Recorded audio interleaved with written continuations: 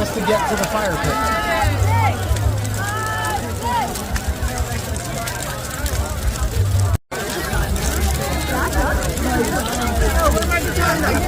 It's kind of part of the experience.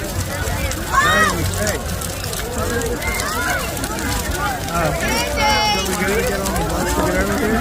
I knew the bus driver, he's an old customer of mine.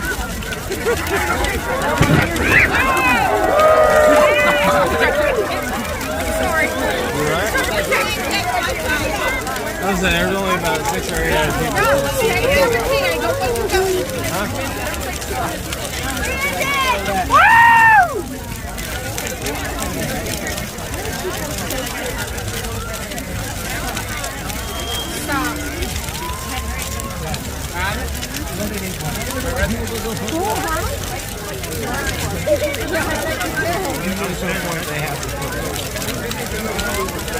I got a picture of the camera.